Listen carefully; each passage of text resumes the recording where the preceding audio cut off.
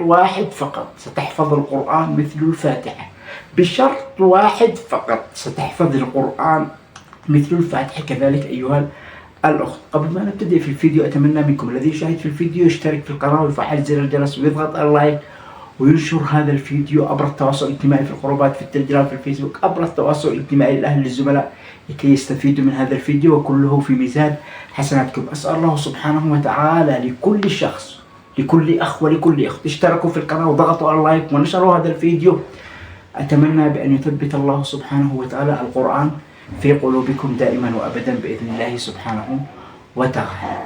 ولا نريد أن نطلع عليكم في المقدمة، هي أن نبتدي هذه الحلقة بشرط واحد. ما هو هذا الشرط يا ترى؟ وكيف نتعامل مع هذا الشرط؟ للعلم الذي يشاهدني الآن الذي يشاهدني الآن ويأخذ بهذا الشرط من البداية، فأقول لكم لا تلوموني في هذه الأشياء، اسمعوا للنهاية. وما هو هذا الشرط؟ وكيف نتعامل مع هذا الشرط؟ وكيف نتقن هذا الشرط لكي نحفظ كتاب الله سبحانه وتعالى؟ وهذا الشرط للعلم مجرب عند كثير من الإخوة وعند كثير من الإخوات بفضل الله سبحانه. كيف نأخذ بجدية وبأهمية بهذا الشرط؟ وهو الشرط النية والإخلاص لله سبحانه وتعالى. تخيلوا يا إخوة ويا أخوات، إذا كان ليس لدي النية ولا الرغبة ولا العزيمة ولا الإصرار ولا الحب ولا الشغف في حفظ كتاب الله سبحانه وتعالى، هل ستحفظ كتاب الله سبحانه وتعالى؟ هل ستحفظي كذلك أيها الأخت كتاب الله سبحانه وتعالى؟ فمن المستحيل. لكن إذا كان لدي النية والعزيمة والإصرار والحب والشغف والعزيمة بأن أحفظ كتاب الله سبحانه وتعالى، صدقوني ستحفظون، ستجدون بأنفسكم خطط، دروس، كيف أعمل، متى أصحى، متى أحفظ، كم أحفظ في اليوم. أتمرن يوميا على هذا الأسلوب، أصحى مبكرا، أحفظ بعد الفجر مباشرة، كم في أي وقت من الأوقات أراجع، في أي وقت من الأوقات أحفظ، في أي وقت من الأوقات أستريح وأنام، في أي وقت من الأوقات أتكلم مع الزملاء مع الأهل، في أي وقت من الأوقات أتعامل مع الأشياء بجدية وبأهمية وبحرص وبحذر كذلك، بحرص وبحذر. لماذا؟ لأني لا أريد أن تضعف الأجسام. فلذلك إذا عملنا بهذه النية قال إن الله يحب أحدكم إذا عمل عملا فأتقنه. فإذا كانت ليس لدي النية هل سأتقن العمل؟ طبعا لا. إذا كان ليس لديك النية كذلك أي أخت مثلا تطبخين شيء من الأشياء، هل ستكون بجدية؟ طبعا لا. لكن إذا لدي النية كيف سيطلع الطعام؟ طبعا سيطلع حلو. إذا كان للأخ كذلك النية بدون يعني مثلا قل عمل من الأعمال لا يقدمه بنية، كيف سيكون؟ وكيف سيكون إذا قدمه بنية؟ فلذلك كل هذه الأمور تجري على النية. فإذا تأسست النية وإذا صلحت مع النية سيصلح كل شيء، صدقوني. إذا صلحت مع النية سيصلح عملي، سيصلح كل شيء في أمور البيت. إذا كانت ليس لدي النية كيف ستكون أموري في داخل البيت؟ فلذلك في حفظ كتاب الله سبحانه وتعالى يحتاج مني إلى النية. فإذا كان لدي النية سأخطط كم أحفظ يوميا، هل صفحة، هل نصف صفحة، هل صفحتان، هل ربع حزب كذا مثلا، كل يوم بيومه، كل يوم بيومه للحفظ اليومي أو لورد اليومي، ما عدا يوم الخميس أو الجمعة أو ما عدا يوم الجمعة. البعض يفضل الأسبوع في الأسبوع يومان يريح نفسه ويراجع فيهما، ولكن البعض يفضل يوم واحد وهو يوم الجمعة يريح نفسه ويراجع فيها من كتاب الله سبحانه وتعالى. كل الذي مضى من هذا الأسبوع يمر عليها ويكررها فتثبت أفضل وأكثر بفضل الله سبحانه وتعالى. فلذلك كلنا ننوي وكلنا نعزم وكلنا نصر وكلنا نشغف لحب كتاب الله سبحانه وتعالى، ولا نتسرع في حفظ كتاب الله سبحانه وتعالى. بهدوء ألزم نفسي، أخذ نفسي، أختلي بنفسي. وإذا كانت أخت تختلي بنفسها فلماذا؟ فإن الخلوة هي من تأتي لي بالحفظ مباشرة وتلتقط الآية في الذاكرة مباشرة بفضل الله سبحانه وتعالى. لكن عندي ناس أريد أن أحفظ، وعندي ناس مثلا من الأهل أو في المسجد من الزملاء يتكلمون معي وأحفظ، هل ستحفظ؟ طبعا مستحيل. فلذلك إذا اختليت بنفسي، أغلقت موبايلي وبدأت وأخذت كتاب الله سبحانه وتعالى، أو قبل كل شيء عملت ركعتان لله سبحانه وتعالى، ثم حفظت وردي اليومي.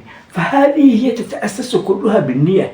فلذلك أنا حكيت لكم من البداية، إذا كان لدينا النية سنتقن كل شيء بفضل الله سبحانه وتعالى، وسنعمل كل شيء بجدية بفضل الله سبحانه وتعالى. لكن إذا كان العكس وليس لدي النية، هل ستتقن حفظك اليومي؟ طبعا مستحيل. مستحيل بأن تحفظ حفظك اليومي، مستحيل بأن تحفظ وردك اليومي، مستحيل بأن تراجع من كتاب الله سبحانه وتعالى. ستختم كتاب الله سبحانه وتعالى وستكون الأجزاء ضعيفة. لماذا تكون الأجزاء ضعيفة؟ لأني ليس لدي النية من داخل. فعندما تكون ليس لديك النية لربما أن الله سبحانه وتعالى لا يتقبل منك الحفظ، لا يتقبل منك شيء. لماذا؟ لأنه ليس لدي من داخل. أحفظ والشيطان يوسوس لي. ليش؟ لأن النية مو موجودة من الأساس. فلذلك يقول الحبيب المصطفى صلى الله عليه وسلم: إنما الأعمال بالنيات وإنما لكل امرئ ما نوى. فمن كانت هجرته إلى الله ورسوله فهجرته إلى الله ورسوله، ومن كانت هجرته لدنيا يصيبها أو امرأة ينكحها فهجرته إلى ما هاجر إليه. فلذلك النية ضروري، منها ضروري نستعد.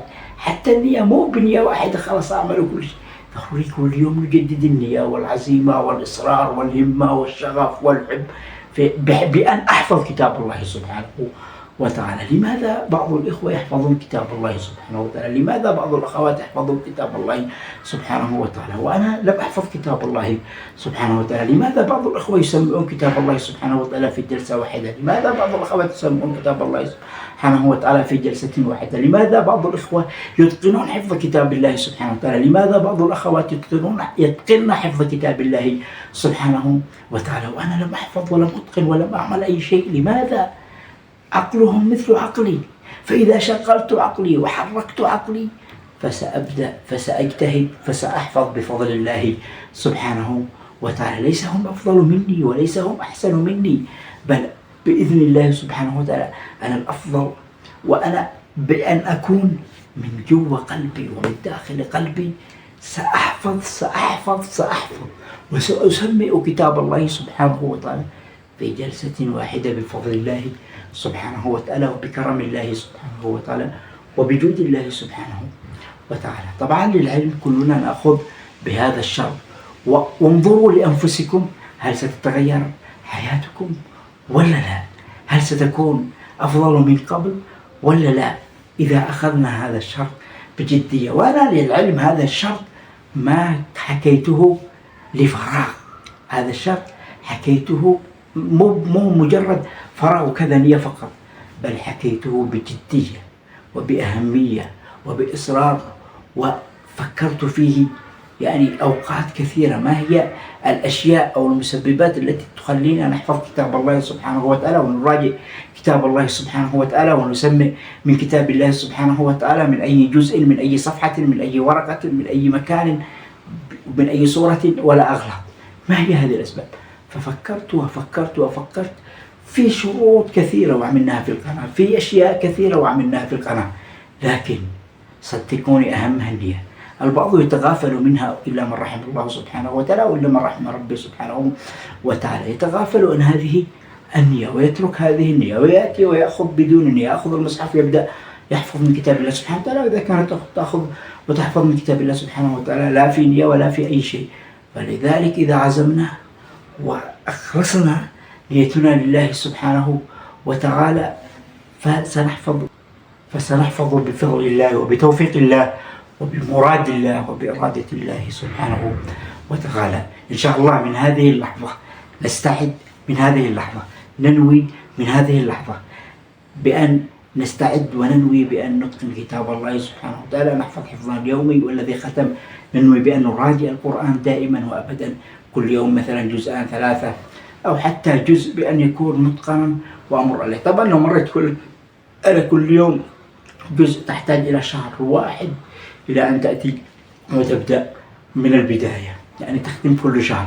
فلذلك الأفضل كل يوم 3 أجزاء، كل 10 أيام في الشهر 3 مصاحف بفضل الله، ستكون قوية بإرادة الله سبحانه وتعالى. والذي يحفظ حفظه اليومي مثلا كل يوم نصف صفحة، يستعد بأن يحفظ إلى الصفحة. كيف ما تستطيع؟ تستطيع بفضل الله سبحانه وتعالى. والذي يحفظ صفحة يستطيع أن يبدأ صفحة وشوي إلى أن يصل صفحة ونصف، بعد صفحتان، بفضل الله وبإرادة الله. كلما حفظت أكثر أو كلما مريت أكثر في الحفظ، يعني لك أيام وأشهر وسنوات، طبعا صدقوني تتمرن كل يوم شوي شوي، ستحفظ كل يوم صفحتان أقل القليل بفضل الله. والسلام عليكم ورحمة الله.